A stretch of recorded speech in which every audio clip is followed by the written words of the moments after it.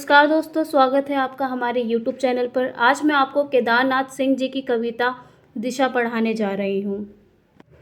इस कविता में कवि पतंग उड़ाते हुए बच्चों से हिमालय किस दिशा में है पूछते हैं और बच्चे भी बड़े उत्साह से प्रश्न का उत्तर देते हैं।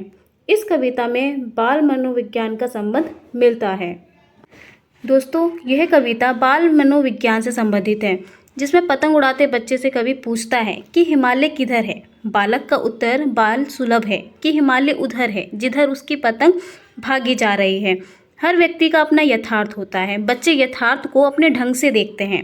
कवि को यह बाल सुलभ संज्ञान मोह लेता है। कविता लघु आकार की है और ये कहती है कि हम बच्चों से कुछ ना कुछ सीख सकते हैं। कविता की भाषा बहुत ही सहज और सरल है। ठीक है दोस्तों, तो चलिए शुरू करते हैं। हम सबसे पहले कविता पढ़ेंगे। तो कवि कहता है बच्चों से कि हिमालय किधर है। मैंने उस बच्चे से पूछा जो स्कूल के बाहर पतंग उड़ा रहा था। यानी कि स्कूल के बाहर कुछ बच्चे हैं जो पतंग उड़ा रहे हैं। कवि उनसे पूछते हैं आकर कि बच्चों हिमालय किधर है, जबकि कवि को पता है कि हिमालय की दिशा उत्तर है। इसके बावजूद जो है कवि पूछते हैं बच्चों से कि हिमालय की दिशा किधर है। तो बच्चे कहते हैं कि उधर उधर, उसने कहा, जिधर उसकी पतंग भागी जा रही थी। यानी कि तो बच्चों ने कहा कि हमारी पतंग उधर है, मतलब हिमालय की दिशा वहाँ पर है जहाँ जहाँ से हमारी पतंग गुजर रही है। यानी कि जहाँ जहाँ उनकी पतंग उड़कर जा रही है वहीं वहीं पर जो है हिमालय की दिशा है। ये बच्चों का कहना था।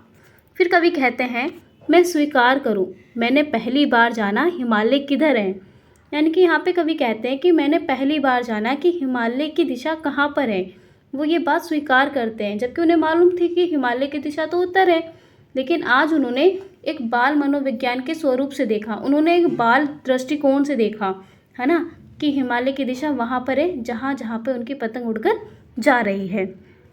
यहाँ पर कवि ने बाल मनोविज्ञान की प्रकृति का बहुत ही सुंदर वर्णन किया है ना।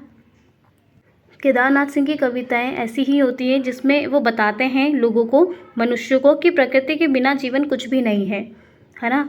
तो ये कविता भी कुछ इस तरह की है जिसमें उन्होंने बताया है कि जो बाल मनोविज्ञान है वो कितना करुणामयी होता है, कितना सदय होता है, कितना निश्चल होता है। ठीक है, तो इस कविता से एक बात हमें ये भी पता चलती है कि ज़रूरी नहीं कि हमने अपनी दिशाएं जहाँ पे तय कर रखी हैं वही हमारी सही दिशा हो, है ना। उस दिशा के कई मायने भी हो सकते हैं। ठीक है, हो सकता है कि हमारी दृष्टिकोण में जो दिशा के सही मायने हैं किसी दूसरे व्यक्ति के दृष्टिकोण में उसके मायने अलग हो। ठीक है दोस्तों, आशा करती हूँ आपको ये कविता बहुत पसंद आई होगी। लाइक कीजिए, सब्सक्राइब कीजिए हमारे चैनल को। Thank you.